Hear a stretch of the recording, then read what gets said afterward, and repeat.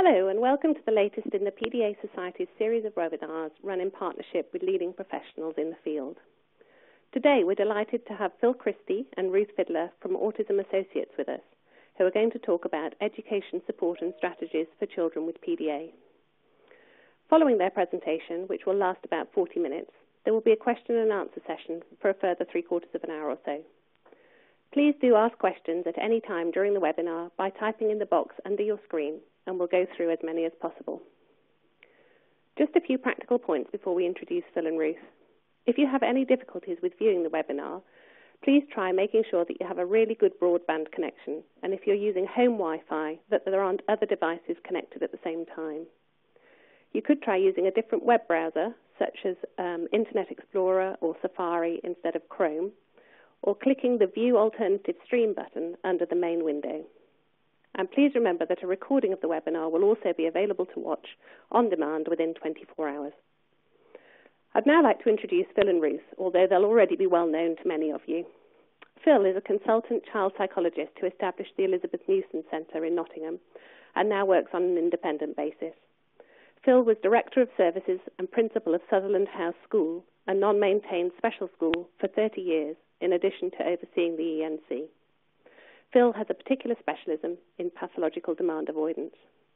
His work has also encompassed a range of activities such as training and research. He is an Associate Editor of Good Autism Practice, Vice Chair of the Autism Education Trust Programme Board, and widely published in the field of autism. Ruth Fidler also worked at Sutherland House School for 22 years before working independently. Her work there involved promoting interactive approaches and emotional well-being for pupils with complex needs. Ruth now provides training and consultancy for a variety of educational settings and regularly presents at local and national autism events for parents and professionals. She has co-authored 2 books on PDA with Phil. Both Phil and Ruth now work independently at Autism Associates. There is information on their services in the resources section on the tab to the right-hand side of your screen. With that, over to you, Phil. Hello, everybody, and thank you very much for your interest and for registering. We've got a comparatively short period of time, so without much more in the way of preamble, I will start. Virtually everything that we talk about or describe can be referenced in one way or other in the resources section that has been explained to you. So, as far as today's presentation is concerned, I'll just quickly go over the outline of the things that we want to talk about over the next 40 minutes or so. Just want to spend a few minutes thinking about the background and the context to the content, and then move on to say something about whole school issues, because we've become increasingly aware that if we're going to be talking about learning and teaching styles in children with PDA and the need for flexibility in particular, that's an issue that affects the whole school or the whole establishment, not just the individual classroom or the individual staff who are working with a child. Ruth will then go on to talk about some of the characteristics of the child with PDA as they approach the task as a learner, and also to think about you as an adult, as a teacher. And one of the biggest themes of what we're trying to say is that teaching and learning with a child with PDA is a two-way process, and you need to examine your own contribution and response as well as the child's. Ruth will then say a little bit more about what we've described as collaborative approaches to learning, both the principles and, more specifically, the strategies. Next, I just want to have 2 quick slides to check that we're all reading from the same sheet in terms of our understanding of what PDA is, and there are other webinars that have gone into this in more detail. Certainly in the UK now, PDA is increasingly widely understood to be best understood as part of the autism spectrum, or one of the conditions or profiles within the spectrum. And individuals who present with this particular diagnostic profile seem to be driven to avoid the everyday demands and expectations that other people have of them, and that they do this to an extreme extent. And the more we understand of that, the more we're aware that that avoidance is rooted in an anxiety situation, and the anxiety is based on their need to be in control and their fear about what will happen if that isn't the case.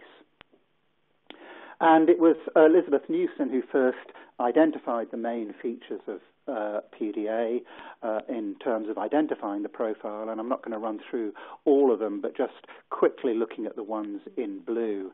The first and most important is this extreme or pathological, to use that term, resistance to the ordinary, everyday requests of life. This isn't just children who find transitions or times of stress difficult, but they're ordinary, mundane things, including those things that the child actually likes doing at times. A surface sociability, an apparent sociability, but without real depth to it. An extreme lability of mood, which lability of mood is common across the spectrum, but particularly pronounced in this group. A degree of comfort or ability in role play and pretend, and sometimes, particularly in the girls, this is to an extreme extent, and very often in a very controlling fashion. And an element of obsessive behaviour, which is often focused on other people. Okay, so that's just to make sure we're all starting from the same understanding. The next point here is just really to illustrate for me a point that I think many people forget about the need to link a diagnostic and assessment process together with the intervention. And this came from an email from a parent who we'd seen for assessment, who says that we're already experiencing a better home life with Fran. It seems by simply having a better understanding of her difficulties, there is a tangible drop in tension surrounding our interactions. And that very much reinforces to me the point that a good diagnostic process should be about helping a parent in particular make better sense of their child, and by doing that, that in turn influences the way they respond and interact with the child. Okay, I said earlier that PDA is dimensional and it impacts children differentially. So if we start to think about educational provision, of course, that's about attempting to match the particular curriculum, the particular approach and support that is required to each child's individual needs. And PDA is a dimensional condition or a dimensional disorder. It impacts differentially to a greater or lesser extent on individual children. And of course it also interacts and is influenced by other factors and circumstances in the child's life. Okay, so just thinking momentarily about whole school issues, we're often asked which type of school is best for a child with PDA. And of course the answer isn't the type or the designation, it's more about the character and ethos. And children will be found in all sorts of provision, from mainstream to general special schools for children with social, emotional and mental health problems or behavioural and emotional and social difficulties. Some will be found in specialist ASD provision, and there are a few children who, for at least a period of time, may be better off outside a school environment and are educated on individual packages. And I think both of us have seen very good and very poor examples of provision for children with PDA in all types of these provisions. So any particular school, what are the characteristics of this, the ethos behind good provision? The first is of a genuine commitment to an inclusion of the child as part of the school environment at all times. And that particularly requires strong support from the school leadership team. If you're making adjustments, adaptations, flexibility within the classroom and the child's provision, that needs support from all of the school staff. It means a very positive, creative and flexible outlook, a sort of outlook that leads you to ask, how can we work with this, rather than how can we fit a child into our existing model. And it also means a commitment to working with a family in a very supportive and open partnership, particularly for those children who are variable in the way they present from one setting to another. And any educational placement is likely to have to consider at least 4 issues, and maybe you'd like to think about this in relation to your own school placements. How can we enable access to learning with a child who may not be motivated to do that or find it easy to go along with what is being asked of them, both in terms of the academic curriculum and the wider social curriculum. How are we going to manage this high anxiety in a child and the subsequent behaviour that comes from that? How are we going to support positive relationships with their peers, particularly in dealing with some of the more controlling behaviour that some children with PDA show? And how can we support the team of adults to support the child and their family? And I think sometimes schools neglect the emotional resilience of their own staff. So before I hand over to Ruth to talk more specifically, I just thought I would show this slide because I think it says so many important things. And it comes from one of the Autism Education Trust publications on good autism practice. And it says, I suppose my message to schools is that you're there for the children, they're not there for you. And therefore, actually, you do what you can to adapt to the children you've got and not expect the children to become the children that you want them to be. And I think that hits at the heart, really, of what individual staff in individual schools need to start thinking about if they're going to work effectively with this group. So, over to Ruth. Thank you very much. Building on what Phil has said and what he's shown you in that last slide, we certainly see an increasingly complex profile of pupils who come into schools where we have some contact. And one of the key skills and positive attributes in school placements is where an educational setting has managed to integrate an understanding of the child with their own responses and provision. We're not going to spend a lot of time looking at particularly the perspective of the child because this webinar is focused on education and attributes of the adults around a child. So the next couple of slides are an opportunity to think about the attributes of the teacher. As Phil's already outlined, teaching is a transactional process. So therefore it's something that you do in collaboration with a pupil and in response to how that pupil responds to you. There are some issues that are perplexing and difficult for adults living and working with children with PDA, and particularly for those who are responsible for learning outcomes, such as that some pupils might be confusing or frustrating to education professionals because of their variability and their difficulties in hanging on to key learning points. What's really important is for all adults, those living with and working with children with PDA, to remember that the demand avoidance is driven by anxiety. As one parent described it, that her child couldn't help, won't.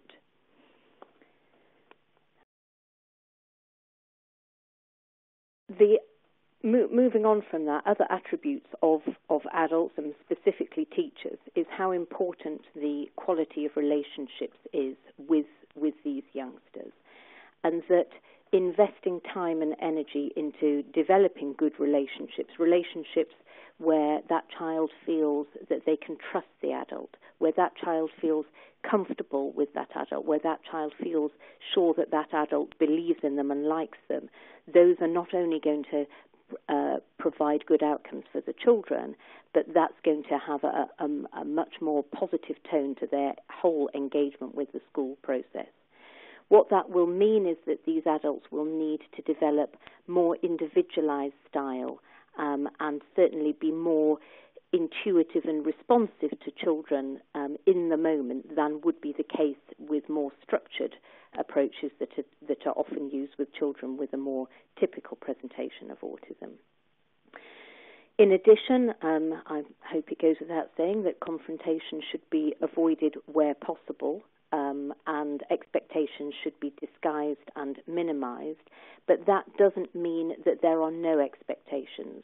We're very clear that whereas we would recommend that expectations are lowered and minimized and carefully prioritized, that isn't the same as having no expectations. having no expectations is going to be quite anxiety-provoking for these children in itself. One of the analogies we use when we describe how to work effectively with children with PDA is using the notion of two dials. Now, these two dials would work like old-fashioned radio frequency dials. The dial on the left is the child's dial, and that measures their tolerance to demands at any given time. The dial on the right is the adult's dial, and that measures the amount of demand that adult is giving out at any given time. It will also measure demands that the child is perceiving or anticipating that adult giving out. And the skill in working positively and effectively to support this group of children is to synchronize those dials.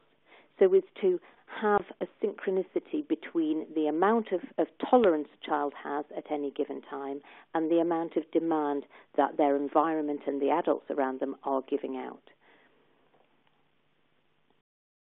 And Phil and I have talked a lot and written considerably about our work and our educational recommendations. And we talk about what we call collaborative approaches to learning. And within the principles of our approach is the list that you can see in front of you on this slide, and there isn't time and space to go through them one by one. But essentially, at its heart, collaborative approaches to learning has a flexibility and has a commitment to collaboration. And that isn't just collaboration with the child, although of course that is paramount, but it also means that there's collaboration with the family and collaboration with all other adults and professionals involved. Underpinning the approach is also a high priority on understanding and meeting the emotional well-being needs of not only the children and young people themselves, but of the adults who are supporting these youngsters. And what you can see in front of you now is a list of some of the key strategies of collaborative approaches to learning. And I'm just going to run very briefly through a couple of these. The first of which being about how important it is to choose priorities and to choose them carefully. And this is an example of a priority rating chart for a child in a school placement, where the overriding question is, how important is it that this pupil is expected to do X, Y, and Z? And then together the adults will decide, is it high, medium, or low priority? And in addition, they will come up with some sort of rationale, strategies, and comments to support that. That if something is a low priority, it doesn't mean it is forevermore going to stay a low priority. But what it does is it takes pressure off those adults to say, right now, this is not where we are going to put our focus and energies, but we can come back to review that. We talk a lot about using indirect approaches, using an invitational attitude and style to invite children to collaborate with learning and with the simple day-to-day activities and tasks. Some of this might be putting a request in very indirect language. Some of it might be giving children choices and options. It will also have an impact literally on how children can cope with praise. And there's understandably a very big culture now of wanting to give children a lot of positive reinforcement and praise and affirmation, which is absolutely important for children's well-being. However, for some youngsters with PDA, they might find this quite uncomfortable because for them they might feel that it draws attention to the fact that they've cooperated and that they may feel that they have unwittingly set themselves a high bar that they're not sure that they can match again in the future. So for some of these youngsters, even praising them may require more indirect approaches. We can use novelty and variety with children with PDA, which is a strategy that is less available to us when we're working with children with more straightforward autism who would prefer things to be tightly structured and very predictable. But if we're going to use novelty and variety with this group of youngsters, it's really important that we do that in such a way that is going to appeal to them and come across as positive. We can use visual clarification with this group of youngsters, but again with adaptations. So whereas you might use visual clarification strategies with a child with straightforward autism that is a schedule or a to-do list, for the child with PDA that might be perceived as overly demanding. Therefore, we can use visual clarification, but it would need to be used more creatively, more flexibly, and to include opportunities for choice. One of our key messages throughout all of our training and writing is to provide youngsters with more processing time. Pupils with PDA are going to need additional processing time in order to process all of the same things that other youngsters on the autism spectrum are processing in regard of their social environment, their emotional environment, their sensory environment, and the actual information coming in at them.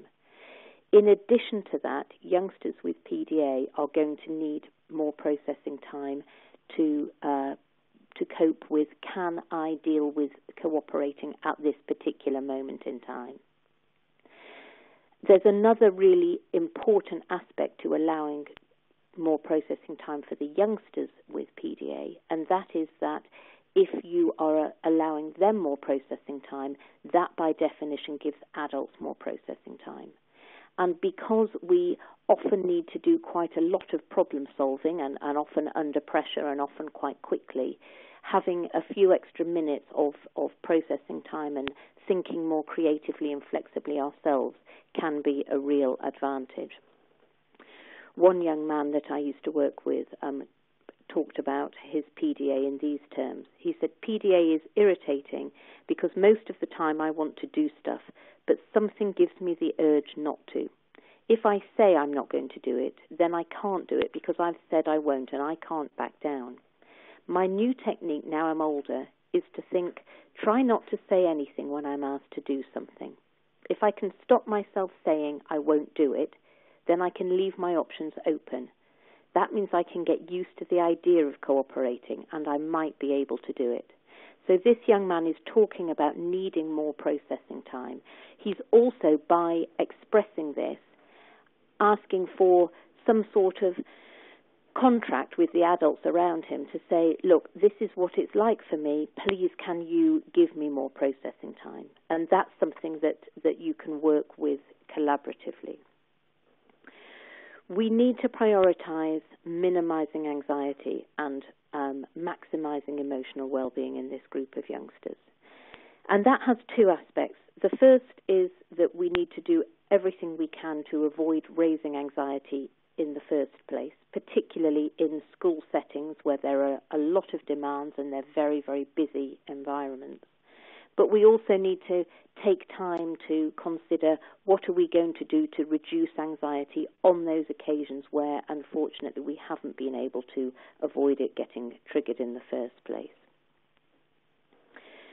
One of the things that Phil and I talk again about is the work that we've done in promoting emotional well-being and creating a system that we've called personal tutorials, which is a way for education settings to flexibly provide a forum for helping youngsters work through all sorts of issues in their emotional understanding and self-awareness.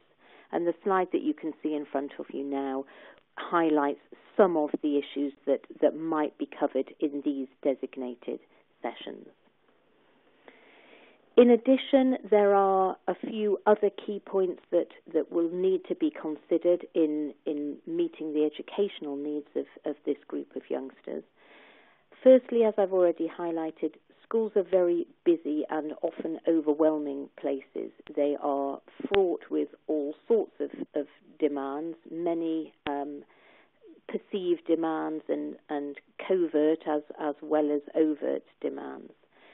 And when a child is in school, when they're engaged in any learning environment or learning situation, we need to think carefully about how many simultaneously difficult things we're asking of them. Are we asking them to deal with a difficult social environment, sensory environment, demand environment, and also expecting them to do a difficult piece of academic work? And it might be in everybody's best interest to review that and think which are the priorities, and can we drop off some of the things that are going to potentially overload this youngster. We do need to consider sensory sensitivities like we do for all youngsters with autism spectrum conditions. And we also need to consider that if there were some strategies that were working previously that have, for whatever reason, become ineffective or less effective, then we need to shelve them rather than bin them, because there probably was something that was underpinning why that strategy worked well. We might need to give it a rest, we might need to rebrand it, but we certainly might be able to bring it out again later.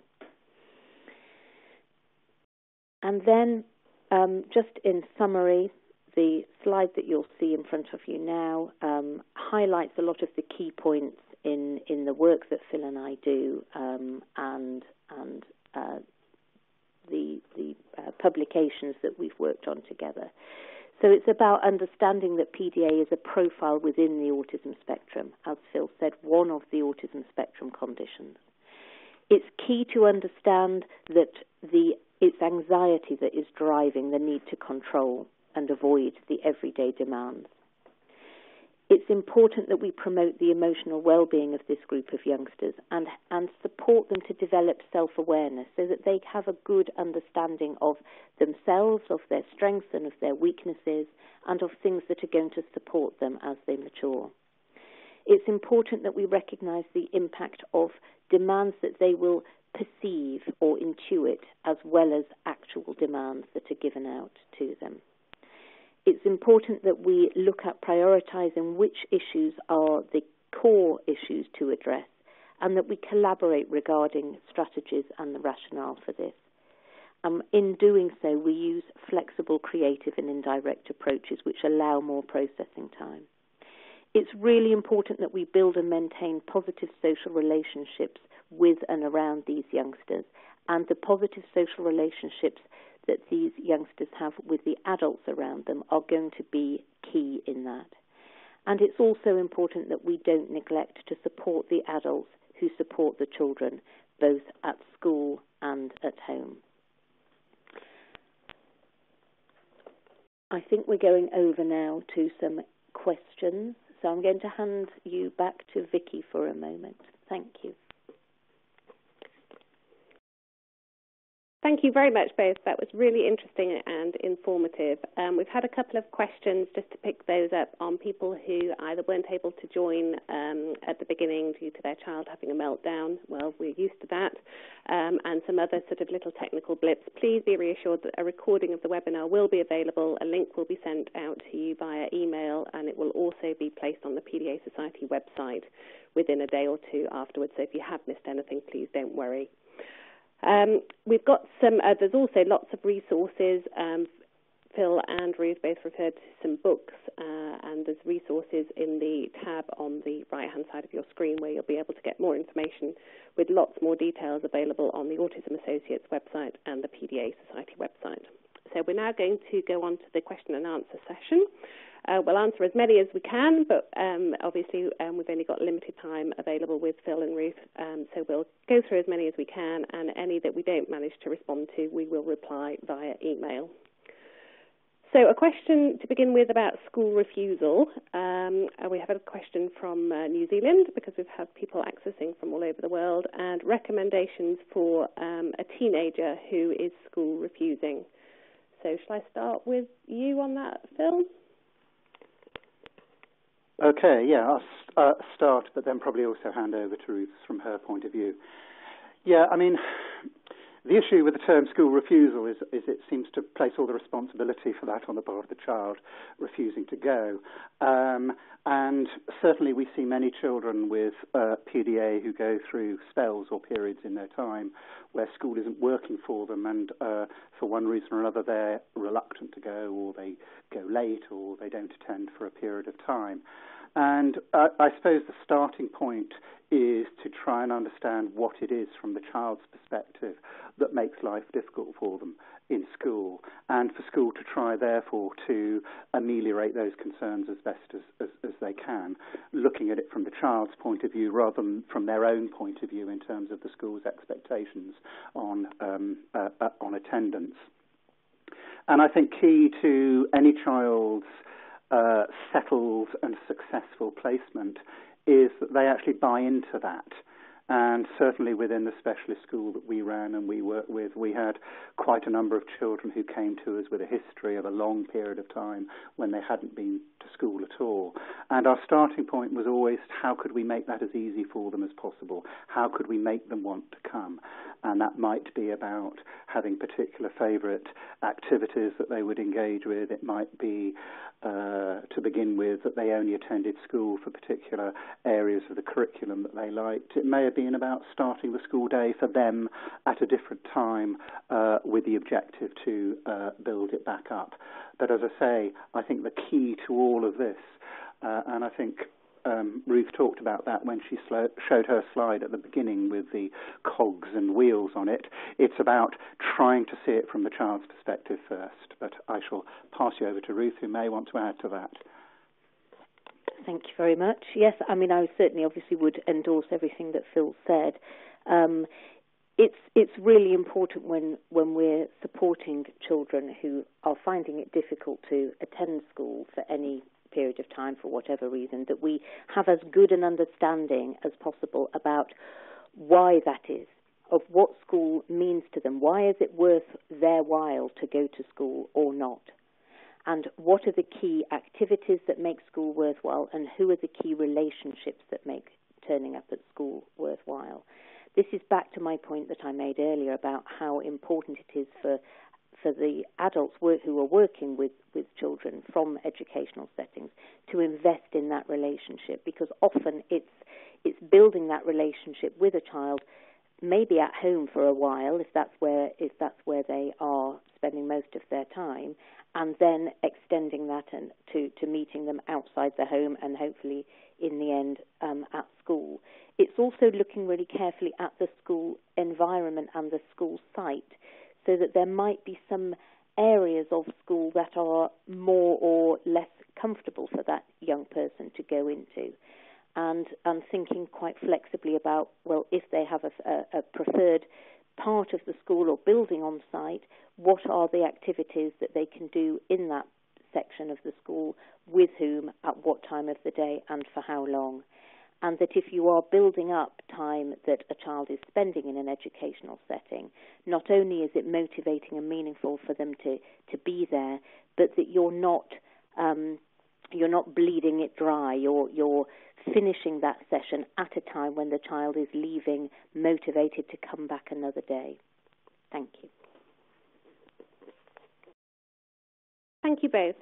We've got quite a few questions about the best educational setting for a child with PDA. And do you have any recommendations whether the best setting is a specialist school or a specialist unit within mainstream, or mainstream with support, or indeed home education? Okay, I'll start with that one again. I briefly alluded to it in one of the earlier slides, looking at different types of school placement, and it is a question that we're often asked, and there isn't a simple answer, because it isn't about the designation of the school.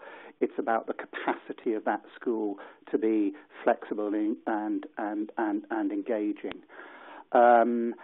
So even if a school says that we haven't had much experience here of working with a child with PDA before, as long as they follow on from that by then saying that we're really up to giving it a chance, to making it work, and to working with you as the family, to make it work.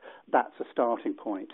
I think schools that tend to be less successful are those who are sort of very confident in saying that they have certain policies, protocols, procedures, which they adapt to all children within the school, and that they've worked with other children, and that I'm sure they will work with this one. So I've seen some very good examples of very flexible mainstream schools being very accommodating and very individualized.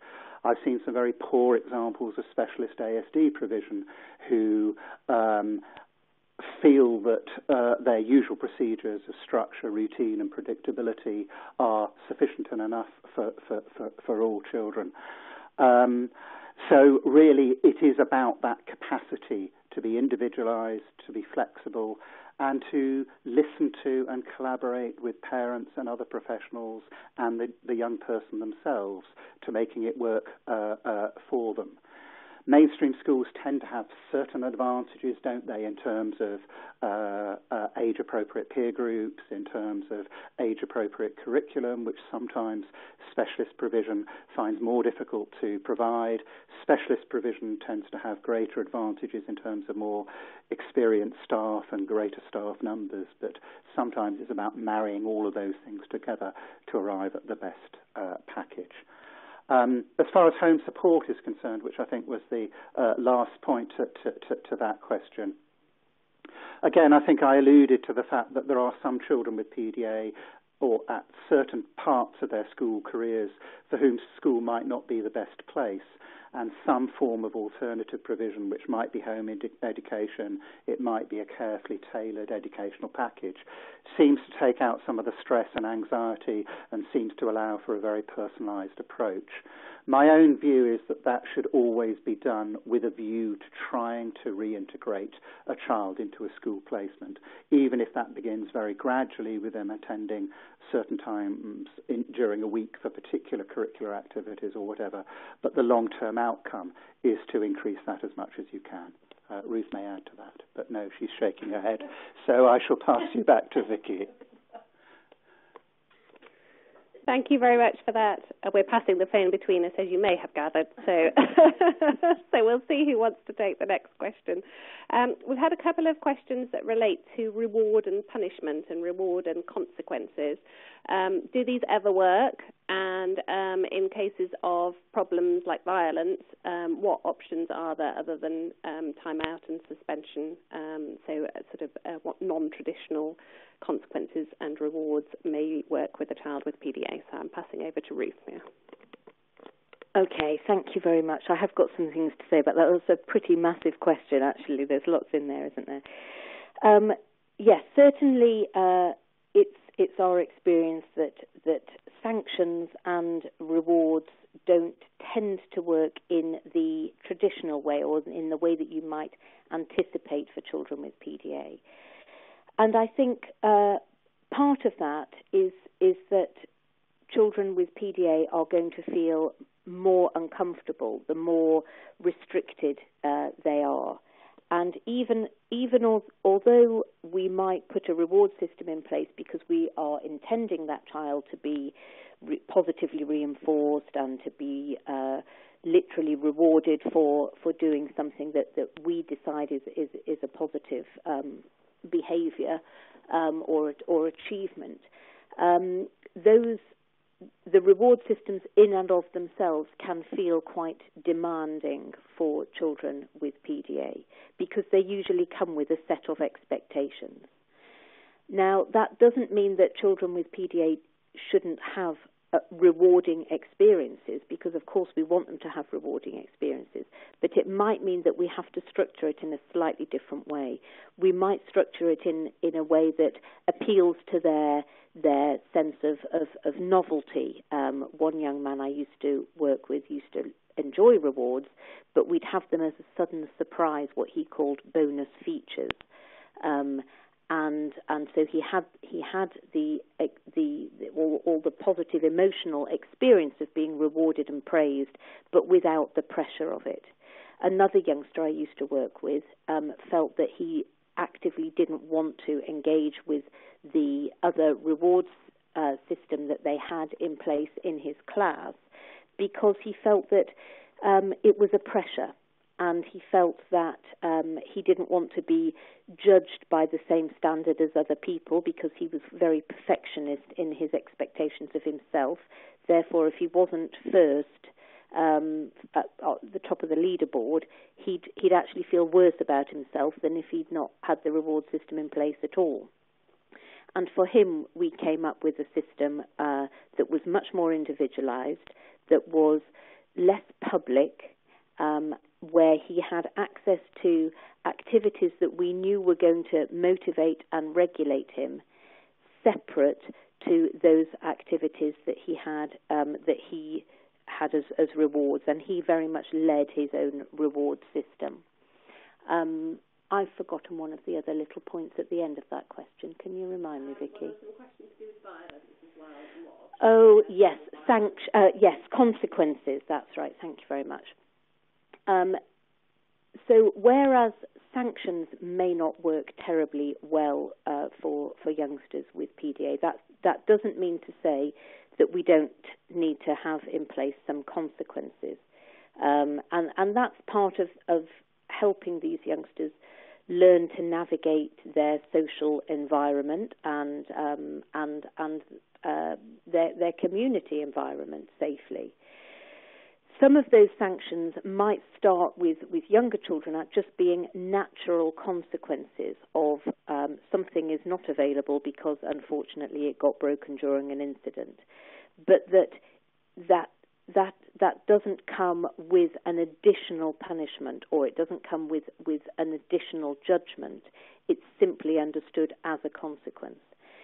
For youngsters who do, unfortunately, resort to quite unsafe behaviour or violent behaviour, then, of course, we wouldn't advocate that anything goes and we just have to accept that. It's also a huge responsibility on the adults living with and supporting these youngsters that we keep everybody safe. The priority would be in working preventatively whenever is humanly possible. And when that no longer becomes possible, we need to have a clear, agreed, collaborative and safe, regulated way of responding to that particular individual. I don't know whether Phil wants to add something. I think the only thing that I'd want to sort of add to that really is that in terms of helping children understand consequences, there is if you like, an educational component to that, as well as the component about how you respond and deal with it in the here and now. And although with some children you have to be careful or cautious a little bit about bringing up events that have happened in the past, some children can learn quite well from situations like that. And Ruth discussed a little bit about some of the principles of developing emotional understanding. And if, for example, you've got some sort of regular conversational slot with a child, a mentoring slot or a tutorial slot, it is quite possible to use things like flowcharts or mind maps as a way of discussing either abstract scenarios about if A happens and B happens as a result of that, what is the consequence? Or of using that to reflect and review on an incident that had happened, say, with a child on a playground last week. Do you remember when this happened? You did that, and that was the consequence. Maybe if we'd done this instead, we'd have had a different consequence and a better outcome for everyone. And using those sort of visually mediated strategies in an educational sense and a reflective sense can be quite helpful for a number of youngsters.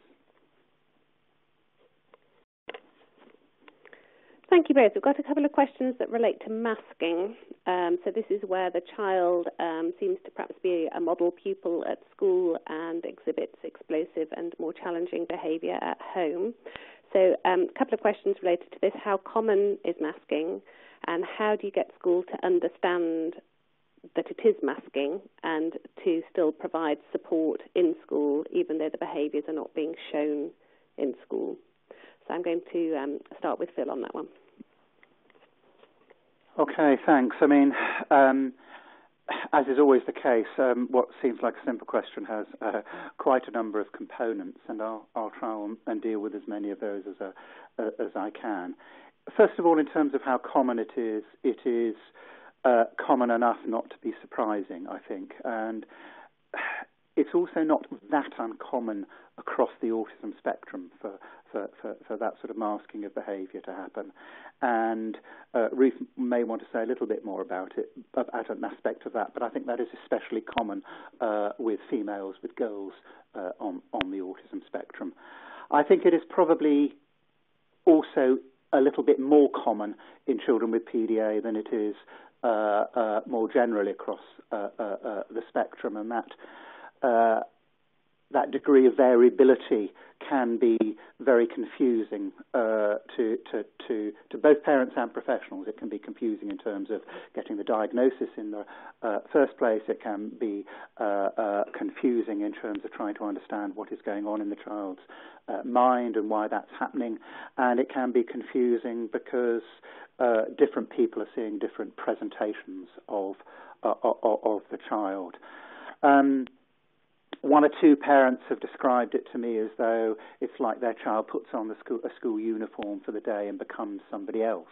And when they get at home, they sort of let all of that out. Now, on one level, that shouldn't be entirely surprising because children have different and longer-term relationships with their families than they do with school staff. And they will inevitably, at home, had a period of time growing up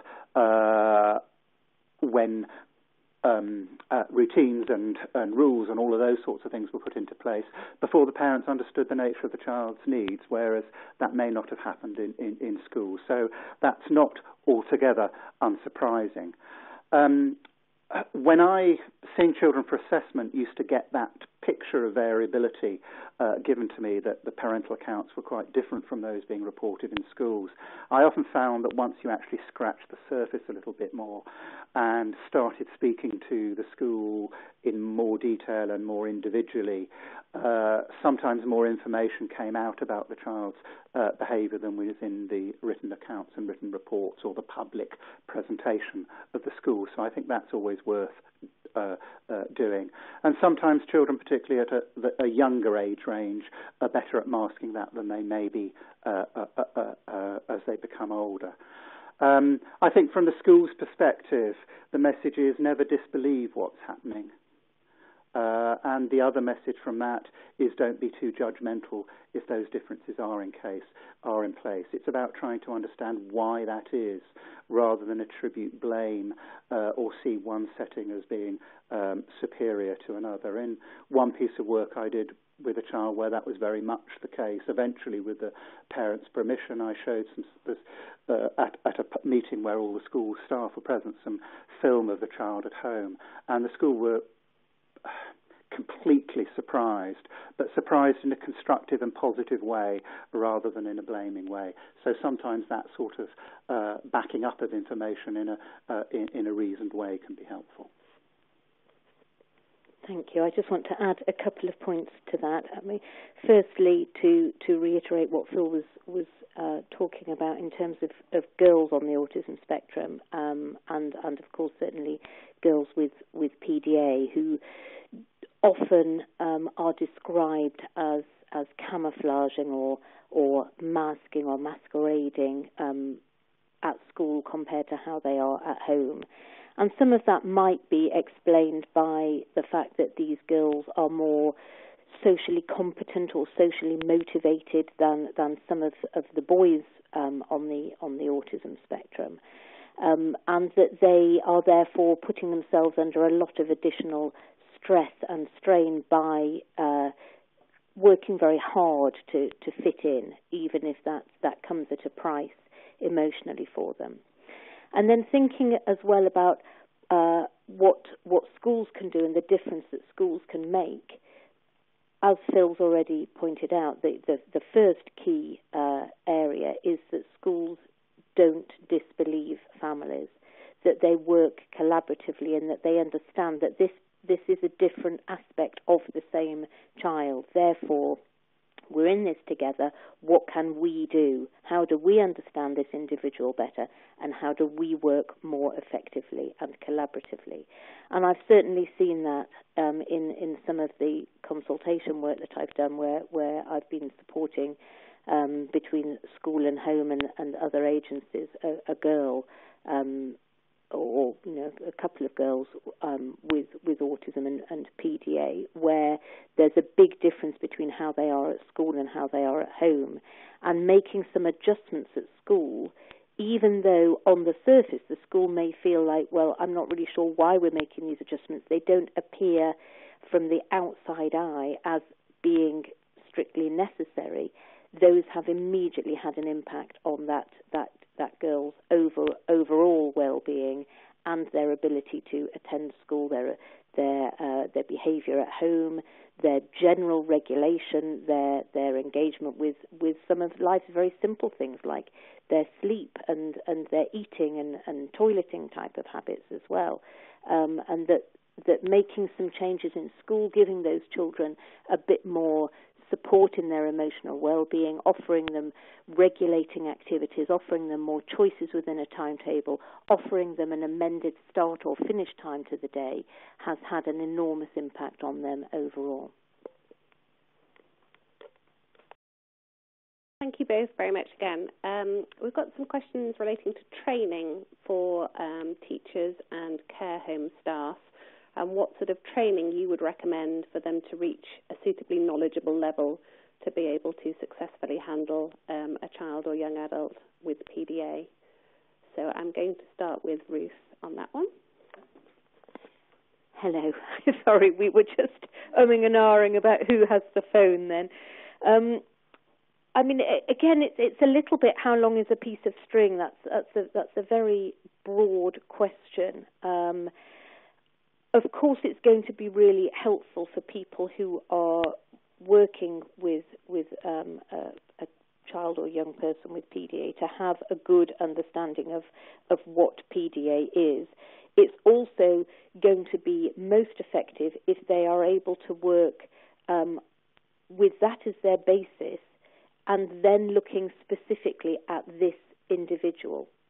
When we deliver training on PDA, we're very clear about the message of the significance of understanding what PDA is and therefore understanding what is driving some of the ways of thinking and behaving that we see in these young people. Because if we were only to look at the surface level of behaviour we can observe from the outside, or often behaviour that presents a difficulty to the adults, we're not really going to come up with an effective way of supporting that youngster if we haven't understood what's driving their behaviour, and certainly if we haven't understood their perception and their perspective. We would recommend that people working with youngsters with PDA certainly read what they can about PDA if they can't access training, and look to the Jessica Kingsley publications, or look at the PDA Society website, where there's a free downloadable booklet for all sorts of practitioners available. Okay, the thing that I would, two things I'd add to that is first of all, of course, any training depends upon what starting point people who are receiving the training have in terms of their knowledge and understanding of autism spectrum, for example. So certainly for those of you logging into the UK, from the UK, I'd very much recommend the training provided by the Autism Education Trust, which has a number of tiers for people working at different levels about good autism practice, and that can be found on the Autism Education Trust website if you don't know about that.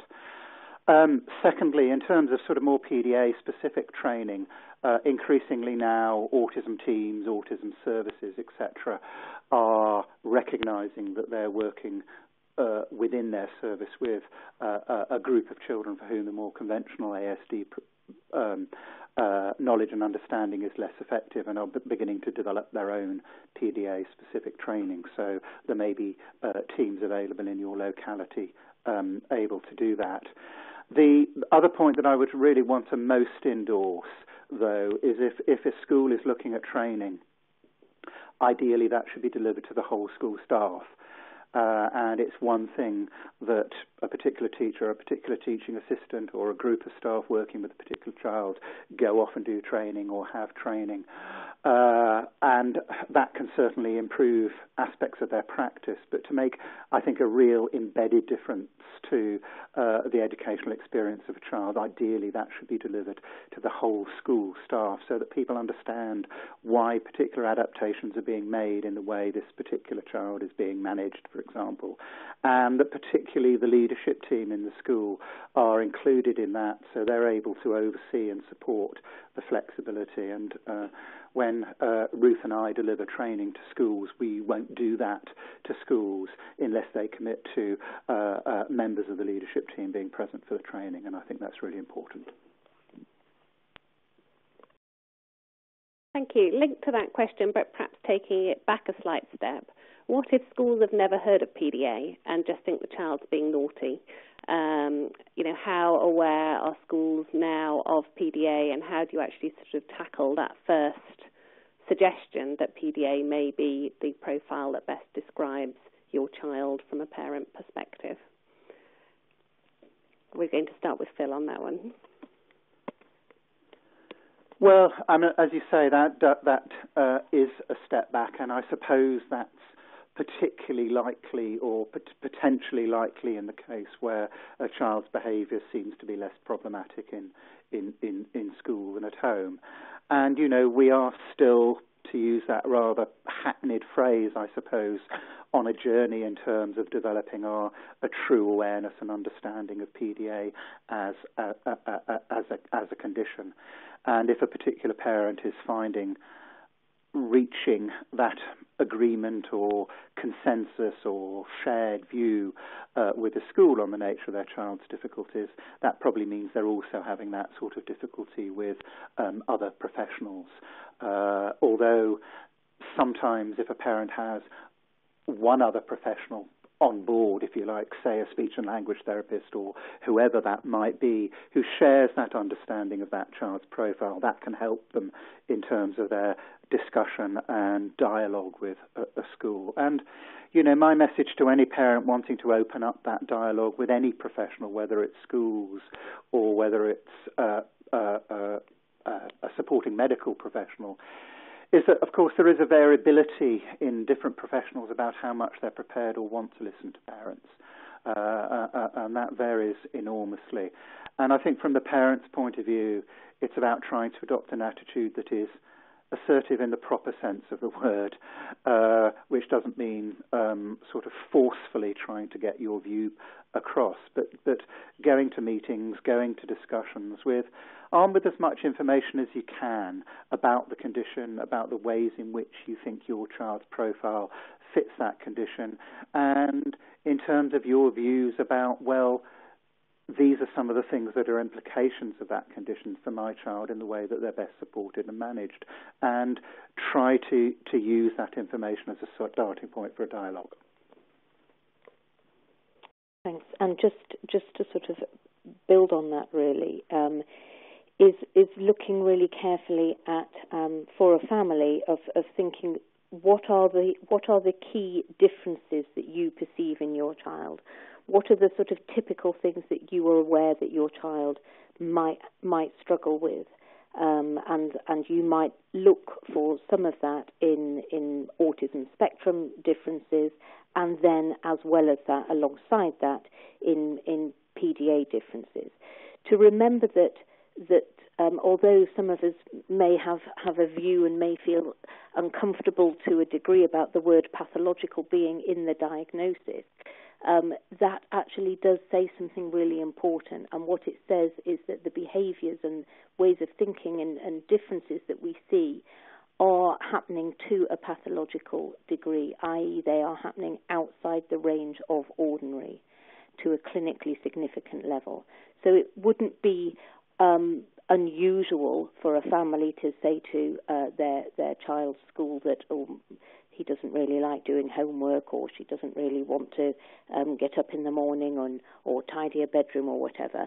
It's how intense those things are, how frequent, to what degree they impede in everyday life for that young person.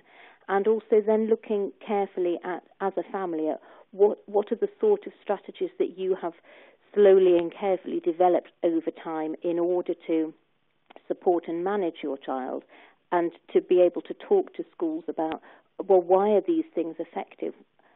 It's about building that individual picture of that young person. And just sort of wanting to add one more thing to that, I think the other really important thing to bear in mind is that PDA as a description, as a diagnostic profile, isn't just about the avoidance, and it isn't just about the behaviour. And I think we said earlier that it presents as a constellation of features and difficulties. So in terms of that dialogue with someone who may not be believing that there's anything wrong, make sure you spend some time talking about the difficulties in social understanding and social awareness and social interaction that the child has. And sometimes those children who mask their difficulties in school, at least in terms of their behaviour, do actually show at one level or another some of those difficulties in social understanding and interaction.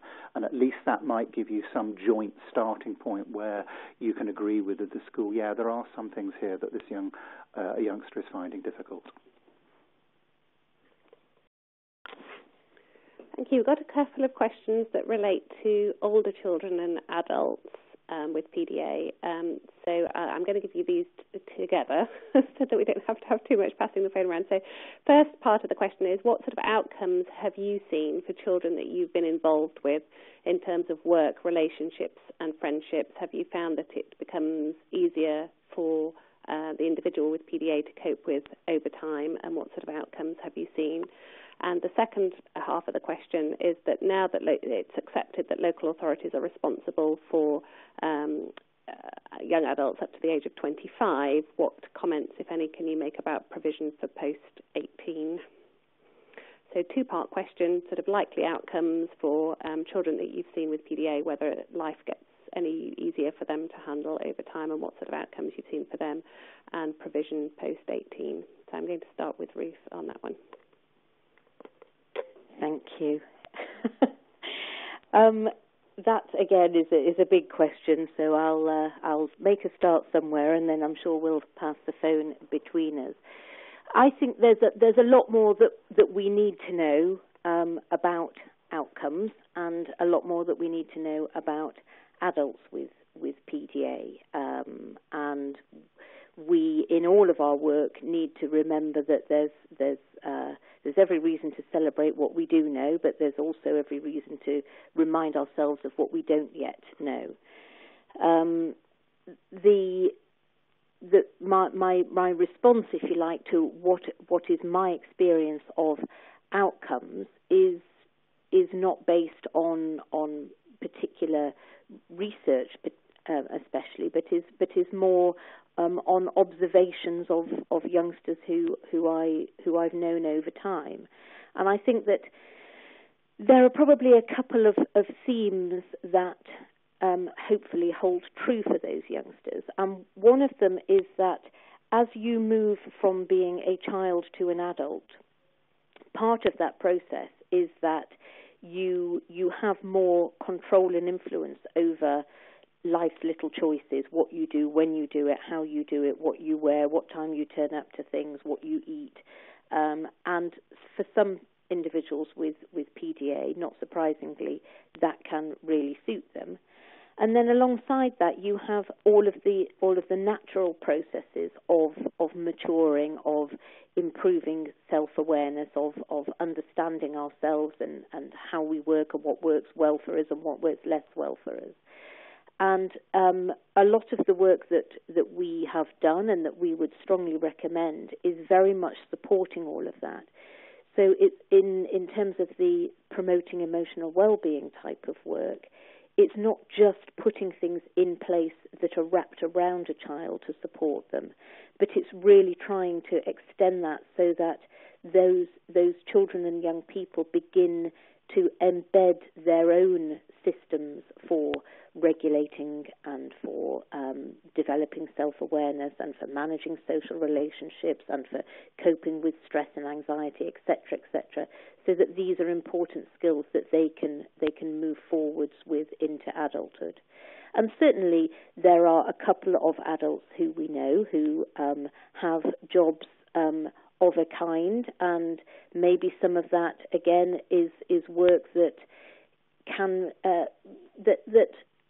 allows them a little bit more control, where they have a piece of work that they can do flexibly during hours that suit them, for instance, or that they don't have to turn up in an office to do that every day. And we certainly know of some individuals who are living largely independently and who have positive relationships around them. I'll just pass over to Phil now before we come back to that second part. Okay, yeah. I mean, I suppose first of all I'd have to qualify what we say by the fact that both of us, in terms of our training and experience, have been working with children. And I suppose because also we've worked in a specialist setting, both in terms of a school and a diagnostic service, a high proportion of the children and young people that we've seen have been those who've been sort of most severely affected, children who are placed in specialist provision or who are referred for a specialist assessment after a CAMS team, after a child development centre, etc., have been involved, tend to be those who are posing the most difficulties to their local authorities. And yeah, as Ruth said, of course the condition is dimensional, and it affects children and young people to greater or lesser extent, and also their outcomes, of course, are influenced by how good an experience they've had in terms of the way they've been managed and educated. And yes, I'm aware of some individuals with PDA who have gone on to college and university, who've graduated with degrees, and who find the sort of the freedom and flexibility of that style of learning actually suits them well.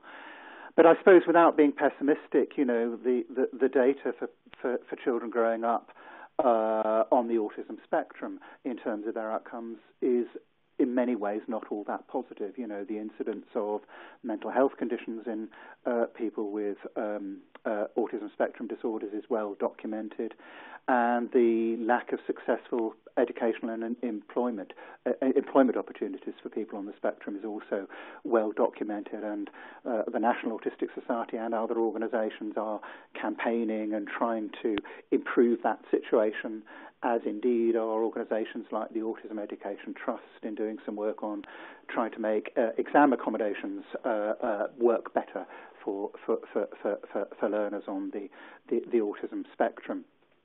And I say that not to be pessimistic, but really to strengthen the case for better educational provision and support for these youngsters. And the earlier that can be provided, the better it can be provided, and the more it can help to focus on developing those things that Ruth talked about in terms of emotional understanding, so that the young person learns to understand and regulate their own behaviour rather than just it being dependent upon people in schools always getting it right for them, is very, very important. And before I hand back to Ruth in terms of the up to 25 provision, my only thought would be that, yes, of course, for all people, learning is a lifelong opportunity, and I think particularly for children and learners with autism or PDA, to suggest that their opportunities to learn and develop stop at 18 or 19 is a fallacy, isn't it? Unfortunately, the way that services are provided in the UK, very often the resources and facilities available for young people over the age of 19 are not as good as they are for children of school age. But we all need to work together to make that better if we can, I think.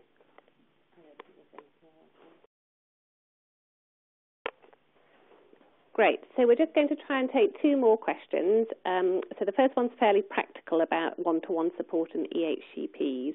Is one-to-one support always necessary to be able to successfully implement PDA strategies at school? And linked to that is an EHCP always necessary? And for anybody who doesn't know what an EHCP is or who might be listening from somewhere else in the world, that's an education healthcare plan, which is the new name as of a couple of years ago for the statement of educational needs. Of course, they're called different things in different countries, but just we're all on the same page as to what we're talking about. Over to Ruth. Thank you. Well, there are some areas in the UK using EHCPs where children will only get access to certain resources with an EHCP. There are other areas who feel that they are a little bit more able to meet the needs of these groups of youngsters with complex needs or on the autism spectrum without having to have an EHCP. So I don't think that is always the magic ticket, but equally I don't think having a designated one-to-one is always the answer either. It's really important that children with PDA have key relationships with people who are going to support them and understand them and build what I described earlier as these core trusted relationships with them. However, it's also important that these youngsters don't become overly dependent on that one person.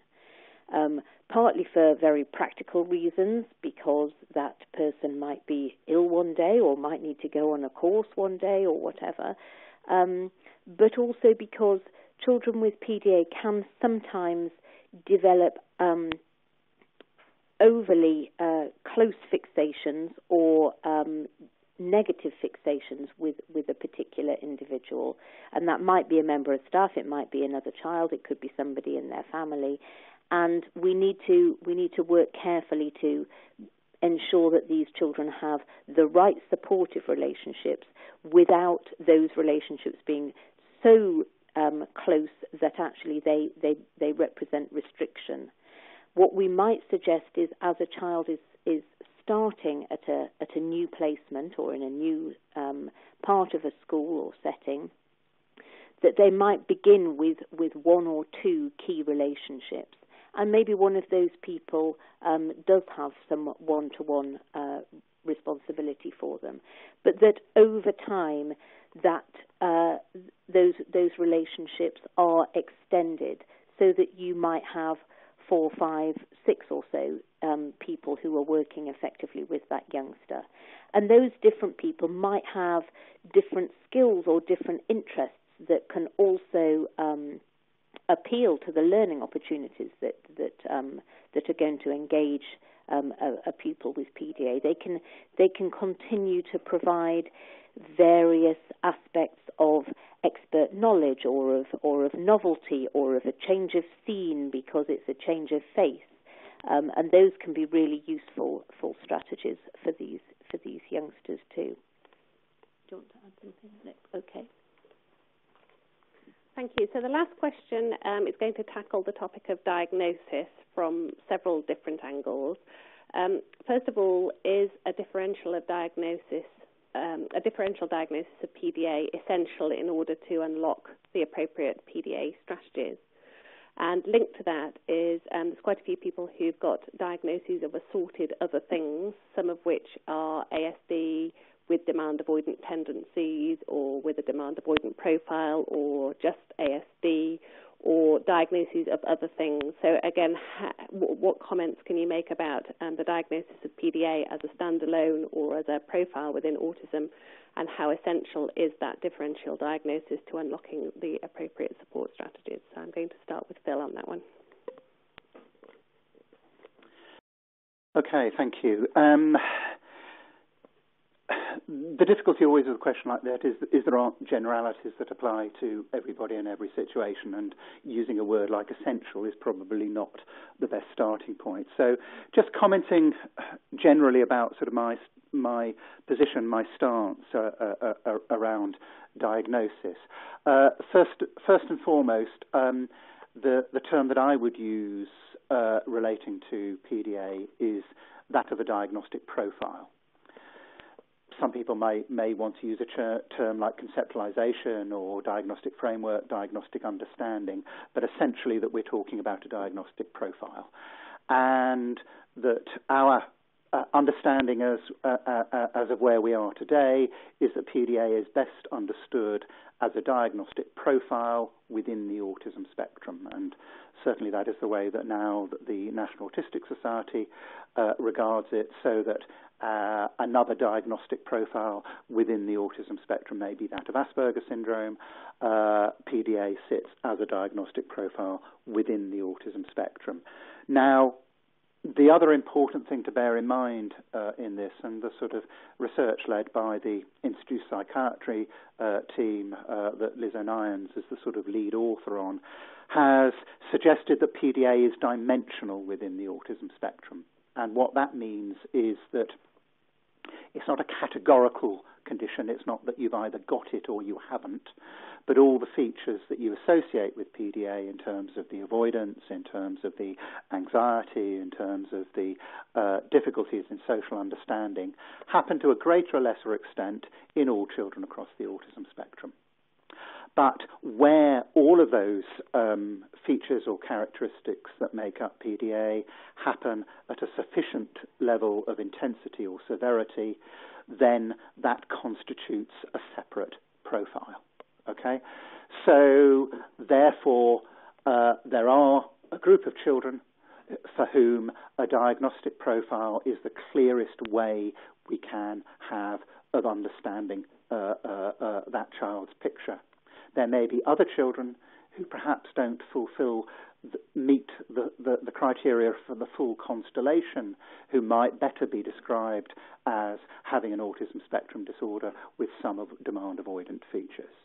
But there are a group of children who meet what Elizabeth used to describe as that cluster of symptoms and syndromes. And going back to, does that matter and what's the point of that? One of Elizabeth Newson's favourite phrases, and I think it's become one of mine, is making sense.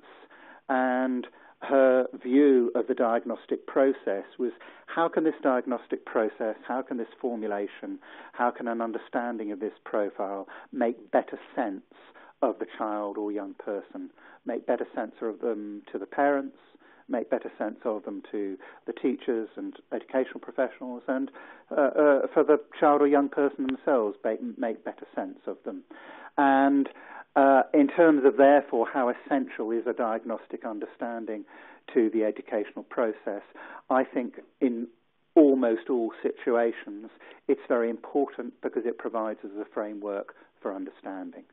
There are some very good, very skilled practitioners who will respond appropriately to the child simply on the presentation of their sort of behaviour and learning, who don't feel that a particular diagnostic term is necessary to enhance that understanding.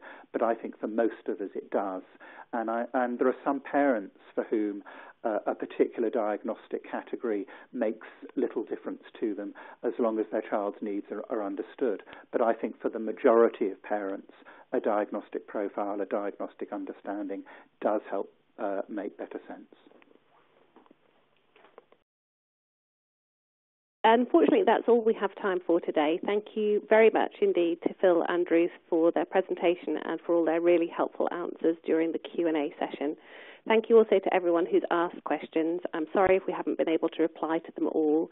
We'll try and reply to some more via email, but if you do have further questions, please do get in touch with the PDA Society's inquiry line team via info@pdasociety.org.uk. Thank you all very much for attending, and we'll look forward to seeing you next year with some more webinars.